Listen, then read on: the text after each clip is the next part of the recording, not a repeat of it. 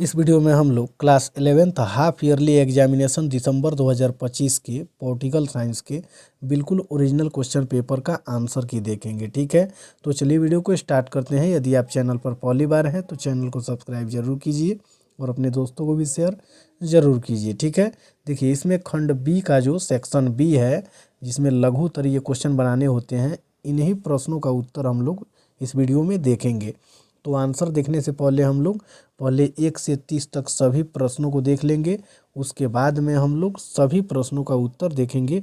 बहुत ही आसान तरीका से इसमें हम समझा के पढ़ाए हैं। ठीक है, तो वीडियो को आप लोग ज़रूर देखिए। अगर अच्छा लगे तो चैनल को सब्सक्राइब करके अपने दोस्तों को भी शेयर ज़रूर कीजिए। ठीक है, देखिए इसमें 30 क्वेश्चन आपको मिलेंगे जिनमें से चुन करके 15 प्रश्नों का ही उत्तर देना है और अधिकतम शब्दों में लिखना है आपको 40 से 60 शब्दों में। ठीक है, और एक क्वेश्चन बनाने पर 2 अंक मिलेंगे।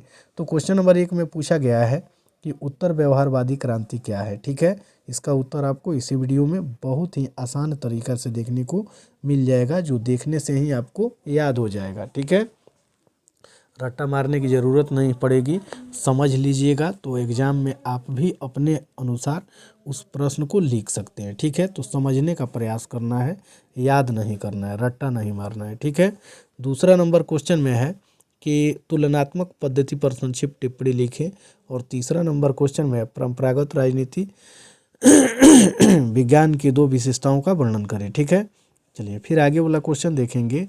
चौथा नंबर क्वेश्चन में है कि डेविड ईस्टन के राजनीति व्यवस्था सिद्धांत से आप क्या समझते हैं, और 5वां नंबर में है कि राजनीति विज्ञान के अध्ययन की ऐतिहासिक पद्धति का संक्षिप्त वर्णन कीजिए। छठा नंबर क्वेश्चन में है कि राजनीति विज्ञान और समाजशास्त्र के संबंध पर एक संक्षिप्त टिप्पणी लिखें। और फिर 7वां नंबर क्वेश्चन में पूछा हुआ है कि राष्ट्र के अनिवार्य तत्वों का संक्षिप्त वर्णन करें। और 8वां नंबर क्वेश्चन में राज्य और संगठन में क्या अंतर है। 9वां नंबर क्वेश्चन में है राष्ट्र की उत्पत्ति के दैविक सिद्धांत की 2 विशेषताओं को लिखें। और 10वां नंबर क्वेश्चन में आंतरिक संप्रभुता पर एक टिप्पणी लिखें। ठीक है, चलिए 11 नंबर क्वेश्चन में दिया हुआ है कि लोकप्रिय संप्रभुता से आप क्या समझते हैं, और 12 नंबर क्वेश्चन में बहुलवाद के विकास के कारकों की विवेचना कीजिए। ठीक है, चलिए फिर आगे इसमें हम लोग देखेंगे। 13 नंबर क्वेश्चन में दिया हुआ है कि लास्की के बहुलवाद सिद्धांत का मूल्यांकन करें। 14 नंबर क्वेश्चन में राष्ट्रीय स्वतंत्रता का क्या अर्थ है, और 15 नंबर क्वेश्चन में आर्थिक स्वतंत्रता पर एक संक्षिप्त टिप्पणी लिखें। 16 नंबर क्वेश्चन में बेंथम व मिल के उपयोगितावाद से आप क्या समझते हैं। फिर 17 नंबर क्वेश्चन में देखेंगे स्वतंत्रता का मार्क्सवादी दृष्टिकोण क्या है। और 18 नंबर क्वेश्चन में है कि सामाजिक समानता का वर्णन करें। 19 नंबर क्वेश्चन में समानता के आर्थिक पहलू पर विचार करें। 20 नंबर क्वेश्चन में जॉन राल्स के न्याय के सिद्धांत की व्याख्या करें। और 21 नंबर क्वेश्चन में समानता और न्याय में क्या संबंध है। 22 नंबर क्वेश्चन में अधिकार के आवश्यक लक्षण क्या है। और 23 नंबर क्वेश्चन में अधिकारों के वैधानिक सिद्धांत की विवेचना कीजिए। 24 नंबर क्वेश्चन में है कि कानूनी अधिकार से आप क्या समझते हैं। और 25 नंबर क्वेश्चन में नैतिक और कानूनी अधिकार में क्या अंतर है। 26 नंबर क्वेश्चन में अधिकार और कर्तव्य में क्या संबंध है। 27 नंबर क्वेश्चन में कानून की परिभाषा दें। और फिर 28 नंबर क्वेश्चन में पूछा हुआ है कानून के विभिन्न स्रोतों की विवेचना करें। 29 नंबर क्वेश्चन में मानव अधिकार की प्रासंगिकता क्या है। और 30 नंबर में राष्ट्र राज्य का अर्थ क्या है। ठीक है, तो इसके बाद वाला वीडियो में हम लोग दीर्घोत्तरीय प्रश्न का आंसर देखेंगे और क्वेश्चन को देखेंगे।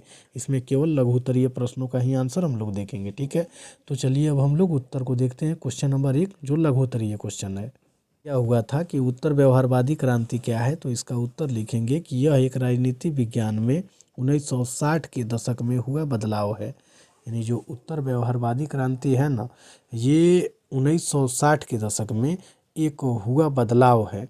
कौन? उत्तर व्यवहारवादी क्रांति, जिसमें हुआ क्या, जिसमें व्यवहारवाद की निष्पक्षता और केंद्रित सोच का विरोध कर समाज की समस्याओं, मूल्यों और व्यवहारिक समाधानों पर जोर दिया गया। किसमें? उत्तर व्यवहारवादी क्रांति में। ठीक है, चलिए फिर आगे वाला क्वेश्चन देखेंगे। दूसरा नंबर क्वेश्चन में है कि तुलनात्मक पद्धति क्या है। तो इसका उत्तर में हम लोग लिखेंगे कि इस पद्धति में विभिन्न देशों की राजनीतिक संस्थाओं, किस पद्धति में? तुलनात्मक पद्धति में बहुत सारे देशों की यानी विभिन्न देशों की राजनीतिक संस्थाओं, व्यवस्थाओं और प्रतिक्रियाओं की तुलना की जाती है। यानी एक से अधिक देश या बहुत सारे देशों की जो राजनीतिक संस्थाएं हैं, व्यवस्थाएं हैं और उनकी जो प्रतिक्रियाएं होती हैं, उन सब के बीच में जो तुलना होती है, इसे ही तुलनात्मक पद्धति कहते हैं। ठीक है, जिससे समानताएं, भिन्नताएं जानकर सामान्य सिद्धांत बनाए जा सकते हैं। ठीक है, चलिए फिर आगे वाला क्वेश्चन, राजनीति विज्ञान की दो विशेषताएं को लिखें। तो इसका उत्तर लिखेंगे, परंपरागत राजनीति विज्ञान की दो विशेषताएं निम्नलिखित है। पहला पॉइंट बना के लिखेंगे राज्य, सरकार और कानून पर केंद्रित। दूसरा में लिखेंगे आदर्शों, नैतिक मूल्यों और मानकात्मक दृष्टिकोण को महत्व देता है। चलिए आगे वाला क्वेश्चन देखेंगे। चौथा नंबर क्वेश्चन में है कि डेविड ईस्टन का राजनीतिक व्यवस्था सिद्धांत क्या है। तो इसका उत्तर लिखेंगे कि ईस्टन के अनुसार, यानी डेविड ईस्टन के अनुसार राज्य एक प्रणाली है। किसके अनुसार? डेविड ईस्टन के अनुसार जो राज्य होता है ना, वो क्या होता है? एक प्रणाली होता है, एक सिस्टम होता है। ठीक है, जो समाज से मांग समर्थन लेकर नीतियां बनाती है और समाज से मांग और जन समर्थन लेकर के क्या बनाती है? नीतियां बनाती है और प्रतिक्रिया से स्थिर रहती हैं। ठीक है, चलिए फिर आगे वाला क्वेश्चन देखेंगे। पांचवा नंबर क्वेश्चन में दिया हुआ है कि ऐतिहासिक पद्धति क्या है। तो इसका उत्तर लिखेंगे कि इसमें राजनीतिक संस्थाओं और विचारों को इतिहास और उनके विकास के क्रम में अध्ययन किया जाता है। ये जो इसमें होता क्या है ऐतिहासिक पद्धति में, कि इसमें राजनीतिक संस्थाओं, किस प्रकार की संस्थाओं? राजनीतिक संस्थाओं व राजनीतिक विचारों को इतिहास और उनके विकास के क्रम में जो अध्ययन किया जाता है, उसे ऐतिहासिक पद्धति कहते हैं, ताकि वर्तमान को बेहतर समझा जा सके। ठीक है, चलिए फिर आगे वाला क्वेश्चन देखेंगे। छठा नंबर क्वेश्चन में है राजनीति विज्ञान और समाजशास्त्र का संबंध क्या है। तो इसका उत्तर लिखेंगे कि दोनों समाज का अध्ययन करते हैं। यानी राजनीति विज्ञान और जो समाजशास्त्र है, ये दोनों ही समाज का अध्ययन करते हैं। किसका अध्ययन करते हैं? समाज का। कौन कौन? राजनीति विज्ञान और समाजशास्त्र। समाजशास्त्र समाज की संपूर्ण संरचना को और राजनीति विज्ञान सामाजिक सत्ता व शासन को समझाता है।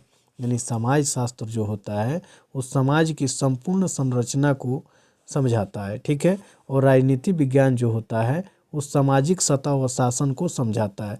दोनों परस्पर क्या है? सहायक है। ठीक है, चलिए फिर आगे वाला क्वेश्चन, सातवां नंबर क्वेश्चन में दिया हुआ है कि राष्ट्र के अनिवार्य तत्व। तो इसका उत्तर लिखेंगे कि सामान्य भूमि, जातीय संस्कृति, एकता, साझा जीवन, आदर्श और आत्मीयता की भावना राष्ट्र के तत्व हैं। ठीक है, अनिवार्य तत्व हैं, लिख दीजिएगा। चलिए फिर आठवां नंबर क्वेश्चन में देखेंगे राज्य और संगठन में अंतर स्पष्ट करें। तो इसका उत्तर लिखेंगे कि राज्य अस्थायी, सार्वभौम और कानून लागू करने वाली संस्था होती है। राज्य क्या होती है? तो राज्य जो होती है अस्थायी, सार्वभौम और कानून लागू करने वाली संस्था होती है। संगठन अस्थायी हो सकता है और उसमें सार्वभौमिक सत्ता नहीं होती है। संगठन अस्थायी हो सकता है लेकिन उसमें जो सार्वभौमिक सत्ता होती है वो नहीं होती है। ठीक है, चलिए फिर आगे वाला क्वेश्चन, 9वें नंबर क्वेश्चन में कि दैविक उत्पत्ति सिद्धांत की दो विशेषताओं को लिखें। तो इसका उत्तर लिखेंगे कि राज्य की उत्पत्ति ईश्वर की देन मानी जाती है। राज्य की उत्पत्ति ईश्वर की देन मानी जाती है। और दूसरा में लिखेंगे शासक को ईश्वर का प्रतिनिधि और उसकी सत्ता को पवित्र माना जाता है। चलिए फिर आगे वाला क्वेश्चन, 10वां नंबर क्वेश्चन में आंतरिक प्रभु सत्ता। तो इसमें लिखेंगे कि राज्य की वह सर्वोच्च शक्ति जो अपने नागरिकों पर कानून बनाकर उसे लागू कर सकती है। राज्य के भीतर कोई शक्ति इससे ऊपर नहीं होती है। ठीक है, चलिए फिर आगे वाला क्वेश्चन, 11 नंबर क्वेश्चन में है लोकप्रिय संप्रभुता को परिभाषित करें। तो इसका उत्तर लिखेंगे कि शक्ति और अधिकार का अंतिम स्रोत जनता को माना जाता है। शक्ति और अधिकार का जो अंतिम स्रोत है किसको माना जाता है?